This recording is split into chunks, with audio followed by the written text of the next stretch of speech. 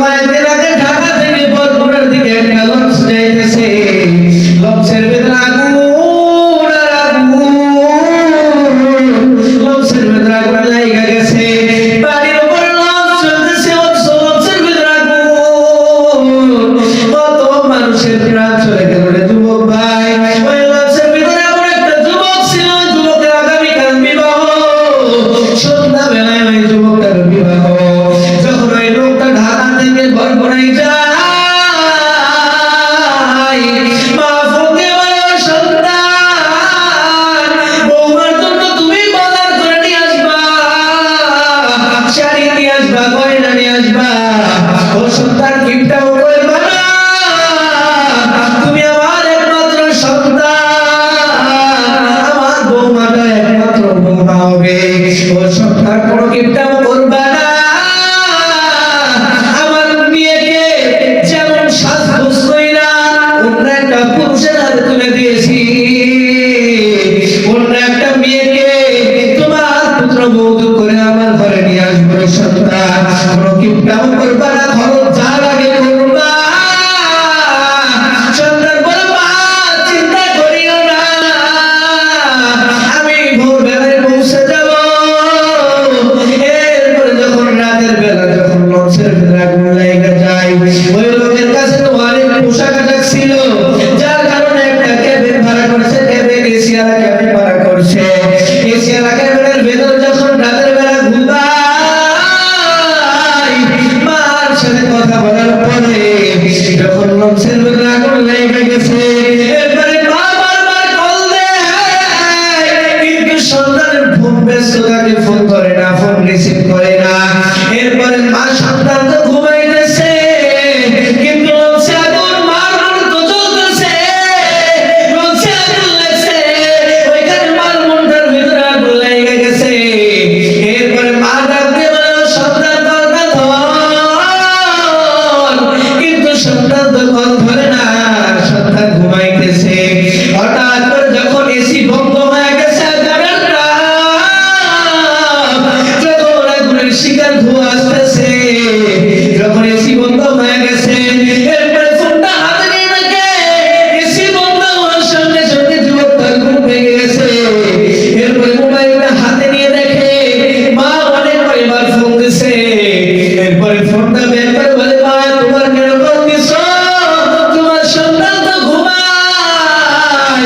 মা ডাকতে বলে, সন্তান কেমন জানি আমার কলিজাটা ঘুরাইতেছে, তোর বাবাকে বলছে আমাকে লেবুর শরবত বানিয়ে দিছে, এরপরে খাইলাম, কিন্তু কলিজাটা আমার ঘুরাইতেছে সন্তান। ও সন্তান একটু ডানে বামে খেয়াল করে দেখ, কোনো বিপদ হইল কিনা। সন্তান ডাকতে বলে, মা হঠাৎ করে দেখলাম এসি বন্ধ, জানি না বাইরে কোনো বিপদ হয়েছে কিনা। এরপরে মা ডাকতে বলে, সন্তান একটু খেয়াল করে দেখ, কোনো বিপদ হইল কিনা। সন্তান দেখে জানালাগুলো আটকায় গেছে, জানলার গ্লাসগুলো খোলে কিন্তু খুলে দেয় না। সন্তান মাকে ডাকতে বলে, মা সেরে বিদায় দেয়, তোমার সন্তান আর তোমার কাছে যাইতে পারবে না। ও মা, যদি আল্লাহ রাব্বুল আলামিন দেখা আমার করায়, তাইলে পরকালে দেখা হবে, মা জান্নাতের ভিতর দেখা হবে, দুনিয়ায় বেঁচে থাকা অবস্থায় আর তোমাদের সাথে আমার দেখা হবে না। ও মা, মাফ করিয়া দিও